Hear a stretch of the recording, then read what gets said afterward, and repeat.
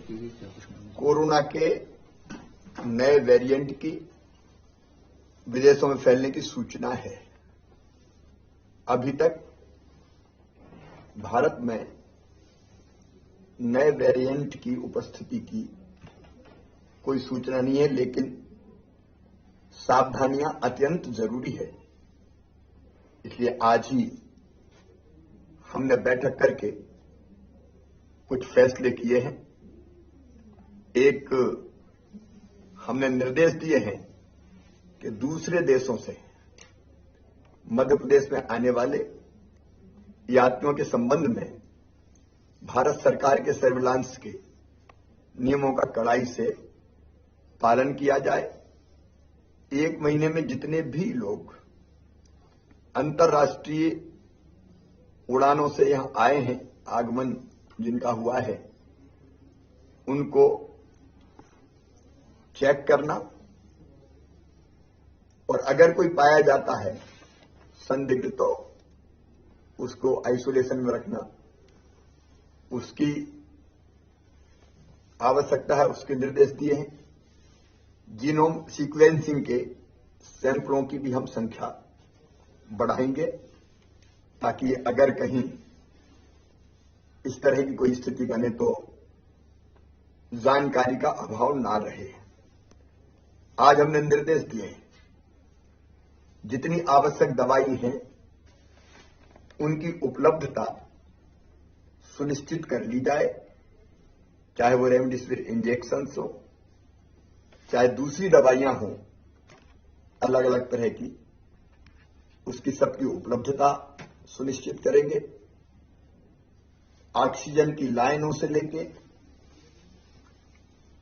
अस्पतालों की बाकी व्यवस्थाएं, ऑक्सीजन प्लांट्स जो हमने लगाए हैं उनको भी चला के देखने के हमने निर्देश दिए, क्योंकि कई जगह उसकी जरूरत पड़ ही नहीं रही थी यार। इसलिए आवश्यक जितनी तैयारी है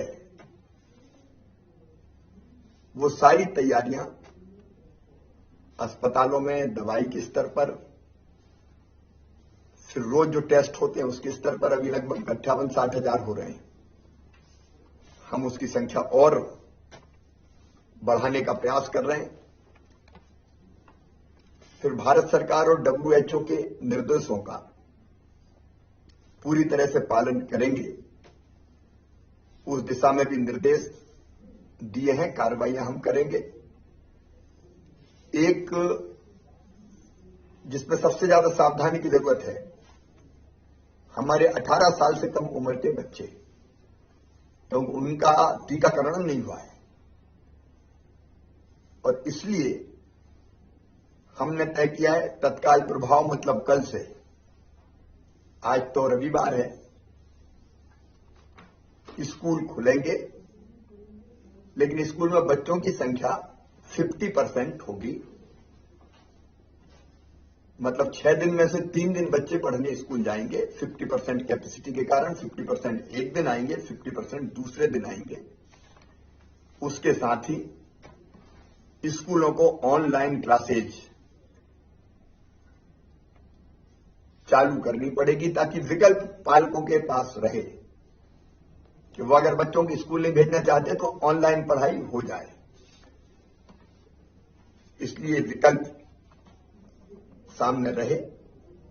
पेरेंट्स की इच्छा होगी तो ही बच्चे स्कूल जाएंगे। बिना पेरेंट्स की अनुमति के बच्चे स्कूल नहीं बुलाए जाएंगे। पेरेंट भेजेंगे भी नहीं, लेकिन हम उनकी अनुमति आवश्यक होगी। सेकेंड डोज टीके का लगभग हमारे यहां 62% को 62.5% लोगों को लग चुका है। रोज टीके लग रहे हैं, लेकिन 1 तारीख को हमारे टीकाकरण का फिर विशेष अभियान है, महाअभियान। सभी से मैं अपील करता हूं कि पूरी ताकत से जुट के जो शेष बचे हैं सेकेंड डोज के लिए या फर्स्ट के लिए भी कोई शेष बच गया है तो उसका टीकाकरण पूरा हो जाए। 29 तारीख को पहले से ही मेरा तय था कलेक्टर एसपी के साथ वीडियो कॉन्फ्रेंसिंग का। उसमें हम कोविड की पूरी समीक्षा करके सभी आवश्यक निर्देश कल कलेक्टर्स को, एसपी को, संबंधित और अधिकारियों को, कमिश्नर, आईजी सबको दिए जाएंगे।